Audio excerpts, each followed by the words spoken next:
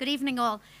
I'm absolutely delighted to welcome all the friends and family of the Chéile family to Chéile's new home. If you just bear with me for 5 minutes or so, it falls on me, thankfully, to say the official thanks to a few people. You've heard the story, most of the story in relation to the education centre, but if you just, as I say, bear with me for a few minutes while I just express the thanks on behalf of the Chéile Trust. Things like this don't just happen, as everyone can imagine. And way back in the year 2000, I believe, when a small bunch of people at a Friday Cori meeting bunched together and started discussing maybe joining forces, a number of small congregations joining forces. An idea I'm led to believe was completely far-fetched at the time. They then enlisted David Toohey to guide them through a process which again took the guts of 10 years to get there. Well, I'm willing to believe that small group of people, neither that small group of people nor David Toohey would believe that we were standing here in 2022 in a permanent home for the Chéile Trust. So David obviously cannot be with us here today, but he's obviously sent us the sunshine, so we thank him for that. But again, I just want to acknowledge that group of people who had the vision which has become the Chéile Trust, and that we now sit or stand here in our permanent Chéile home. So I'd just like to acknowledge them.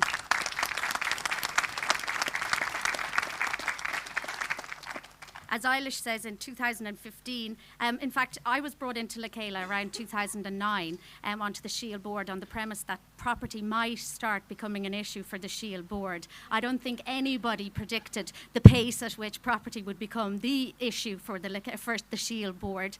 And by 2015, we already had the first donation of property in the offing. And Eilish, she alluded to it earlier, but she was like, I can't even describe what she was like about this. Oh, she had just moved from Milltown to Rathmines, and she spotted this place and thought, so, as I say, she dared to dream.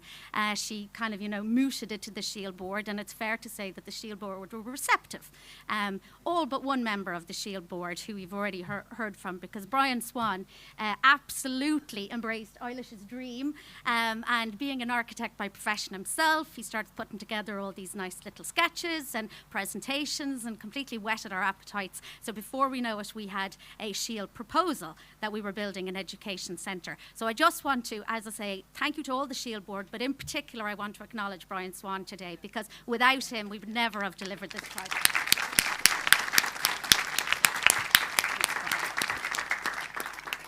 So again, once we had our Chéile proposal, as I say, it was time to go to the congregations. And I should just say, Chéile's entire purpose in this world is to mind the money so that we can fund Chéile doing its job, which is the mission of Catholic education in Ireland. It's not our job to be building ourselves trophy homes or anything like that. So there were lots and lots and lots of deliberations in relation to, was this a good use of trust funds? And we had managed to do some fancy calculations about the rent that we would save over the years and things like that.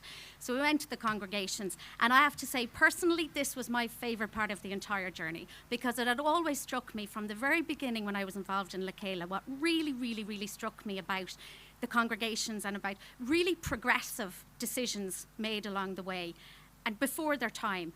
And yes, the mission of the Chéile Trust is to ensure that Catholic education is available and accessible to any who choose it in Ireland as long into the future as possible. But the decisions are always made in such a progressive and modern way, and always with an eye on the ever-changing and increasingly diverse, thank God, Irish society that we have. And I got to see that lived out in those discussions up in Glasnevin with the congregations when we went to them with the proposals for this, for the permanent home. They completely got on board. And not only did they got on board, but, obviously our big thing is always guarding the trust funds. They got on board and they gave absolutely generously. So much so that we built this place almost with no impact on the long-term funds available for the Chéile mission. It was incredible to watch. It was particularly incredible to watch, and as Alice says, there was lots and lots of deliberations and cost cuttings and discussions. To see the room of congregational representatives get all Dermot Bannon-esque. And no, could we not put that back in. You're like, that costs X. So anyway, the point being, we did have fun. I have to say, I thoroughly enjoyed that part of the project, particularly because to see your generosity and to see your commitment to the future of Catholic education and to what we're all doing on the ground for you was an absolute pleasure, and makes it a pleasure to work for you. So I just want to acknowledge you here today. I hope you're extremely proud of yourselves. We might have delivered this for you, but you made this happen.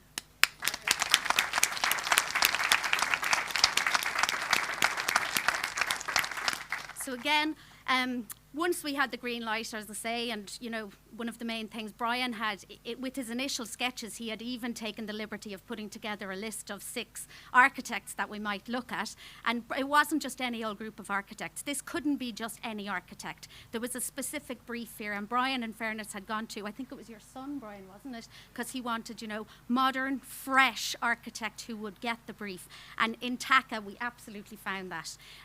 This was, you know, this is kind of a peculiar brief. It's not a school, it's not an office, it's not a home, but it somehow had to be all 3.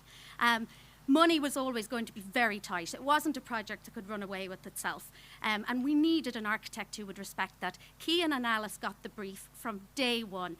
They really got the brief. As you can see it, this is a modern, fresh building. They've even convinced all of us to have barefaced brick walls, like block walls.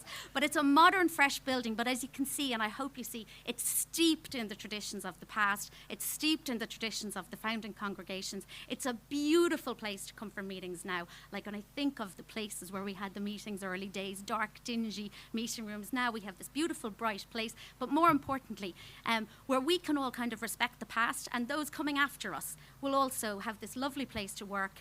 But again, so a modern, fresh building, steeped in tradition. And again, as I say, Alice and Cian just got the brief from the beginning. They were so patient with the many things that happened, to be fair, with how long it took. And you know, most of you know I've made my career off school building projects that go wrong. So for me, putting myself in a position of signing a building contract and not having the beautiful benefit of hindsight and who made all those stupid decisions was always going to be way out of my comfort zone. But I did find myself in that position, and even I never anticipated that the first delay, as I say, would land us in the High Court. We won't mention that. And that, you know, by the time we would go back then to our builder, they'd be gone. And then along comes our second builder, and then thankfully that ended up being the most fortuitous thing of the whole thing, because Costello's were an absolute dream, and I think Alice has already said it.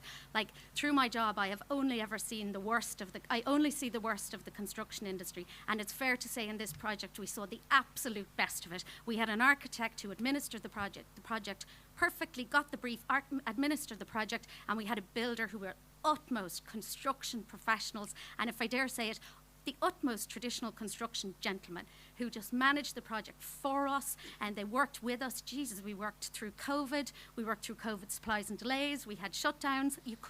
I couldn't have scripted it, even having seen what I thought was all the pitfalls you see in construction. You couldn't have scripted it, but we did it. And other than, as I say, those main COVID delays and supplies and everything else, it was smooth sailing. And I want to acknowledge here today, I think, is Pascal still here? I'm not sure. I know Pascal was here from Costello's earlier, and I want to acknowledge Alice and her team and all the design team and Costello's. As I say, we saw the very best of the construction industry, so thank you.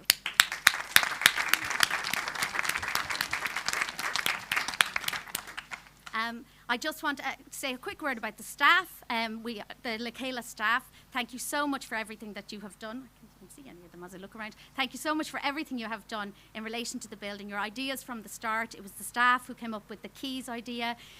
You know, it was the staff who sat down and decided what offices they needed, all the various different things we needed. And of course, it was the staff who kept having to be told, no, sorry, we can't afford that, which is never nice to hear. But again, great work was done, and in particular in relation to the moving in and everything. We moved in here in August 2021. Everyone remember, was there a quieter time in Ireland? I mean, Therese was up here unpacking everybody's boxes by herself.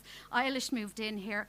Oh, no, sorry, June 2021. Eilish is sitting here by herself for a number of months. Like, it was just a strange time. But again, thank you so much to all the staff for everything you have done. And Mary-Therese as well, a huge thank you. And Mary-Therese joins us in August 2021, brand new job, and she's handed a brand new building that we haven't even figured out how to work it yet. So, I mean, I think one of your first jobs was to try to get the heating turned on, wasn't it? So look, huge thanks, Mary-Therese. We really appreciate you getting everything up and going for us. And then finally, if you just bear with me for a couple of minutes, because obviously there's been a lot of mention of Eilish Humphreys today in relation to this building. Without Eilish Humphreys, we simply wouldn't be standing here today. As I say, Eilish had the dream back in 2015, and my God, she delivered she put her heart and soul into delivering this project for us. So much so that she actually said she wouldn't leave Chéile until it was built. So I will be quite honest, there were times I was quite relieved to have the building delays. And I say when I came here for the handover meeting in June 2021, it was with a little bit of a sad heart, knowing that this now was finally going to be Eilish's Get Out. But again, she delivered this building practically with her own hands. But not only that, I want to take the opportunity today to thank Eilish for all her work for the Chéile Trust.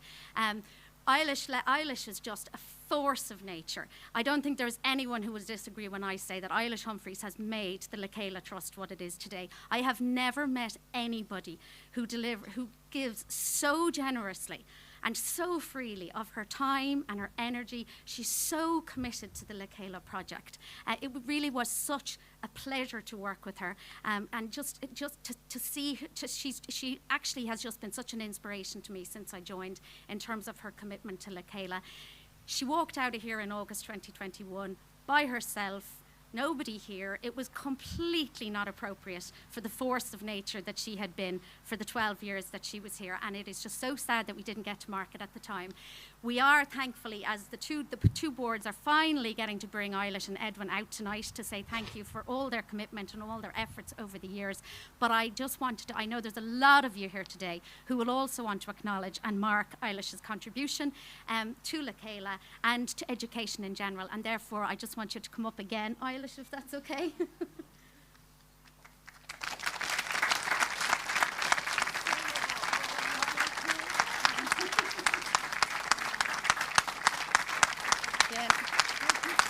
Eilish, thank you very much.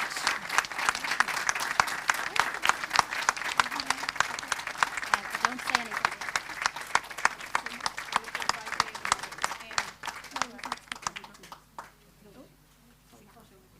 Have I Eamon is coming up to stand beside me, is he?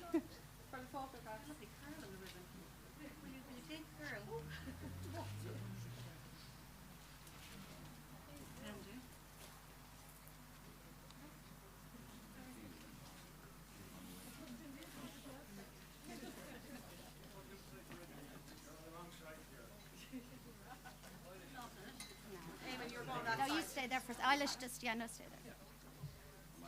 Now, apparently it falls on me as the chairperson of Chéile to have the honour of cutting this ribbon and officially opening this. But what I'm going to do here, the person who dreamed this dream and delivered her heart and soul into ensuring that this dream became a reality, I want Eilish Humphreys to officially open Chéile's permanent home. Okay.